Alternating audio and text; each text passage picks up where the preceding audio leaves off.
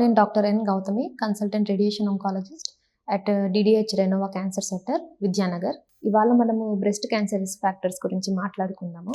రొమ్ము క్యాన్సర్కి ముఖ్య కారణాలు ఏంటి అంటే అడ్వాన్సింగ్ ఏజ్, పెరుగుతున్న age will increase the chance of development of breast cancer. అలాగే మెన్ కన్నా కూడా ఉమెన్లో బ్రెస్ట్ క్యాన్సర్ వచ్చే అవకాశాలు ఎక్కువ. అలానే మెన్కి రావని కాదు, మెన్ కూడా వస్తాయి, బట్ మెన్తో కంపేర్ చేస్తే ఉమెన్కి ఛాన్సెస్ చాలా ఎక్కువగా ఉంటాయి.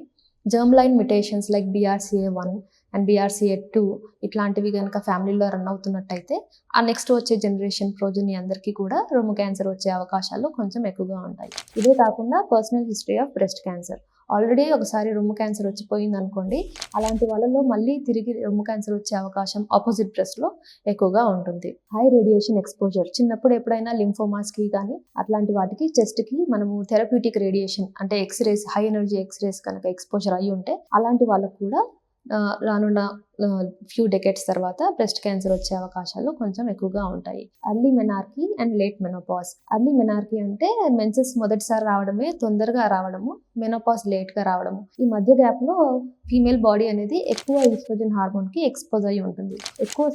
ఎక్కువ కాలము ఈస్ట్రోజన్ హార్మోన్కి ఎక్స్పోజ్ అయ్యి ఉండడం వల్ల రొమ్ము క్యాన్సర్ వచ్చే అవకాశాలు కొంచెం ఎక్కువగా ఉంటాయి. సో ప్రెగ్నెన్సీ రావడం వల్ల ఈ ఎక్కువ కాలం ఎక్స్పోజర్ టు ఈస్ట్రోజన్ అనేది బ్రేక్ పడుతుంది. సో ప్రెగ్నెన్సీ అనేది having children, breast feeding the child, ఇవన్నీ కూడా protective. But not having pregnancy, not having kids, not feeding the baby, they will increase the chance of developing breast cancer. అలాగే older అంటే ఒక వయసు తర్వాత పిల్లల్ని కనడం, ఫస్ట్ చైల్డ్ బర్త్ కూడా ఆఫ్టర్ 30 years కనుక అయి ఉంటే వీళ్ళల్లో కూడా రొమ్ము క్యాన్సర్ ఇంక్రీజ్ అయ్యే అవకాశాలు కొంచెం ఎక్కువగా ఉంటాయి. హార్మోన్ రీప్లేస్మెంట్ థెరపీ, మెనోపాజ్ వచ్చిన తర్వాత మెనోపాజల్ సిమ్టమ్స్ని కోపప్ చేయడానికి హార్మోన్ రీప్లేస్మెంట్ థెరపీ లాంటివి వాడుతూ ఉంటారు. అలాగే బర్త్ కంట్రోల్ పిల్స్ అంటే పిల్లలు పుట్టకుండా ఉండడానికి వాడే పిల్స్, ఇవన్నీ కూడా రొమ్ము క్యాన్సర్ అవకాశాన్ని పెంచుతూ వస్తాయి. అలాగే ఒబేసిటీ అంటే మన వయసుకి తగ్గినట్టు, మన హైట్కి తగ్గట్టు ఉండాల్సిన వెయిట్ కన్నా ఎక్కువగా ఉండడం అంటే ఇంక్రీజ్డ్ BMI, ఒబేసిటీ, వీటి వల్ల కూడా మనకి రొమ్ము క్యాన్సర్ వచ్చే అవకాశాలు కొంచెం ఎక్కువగా అవుతాయి.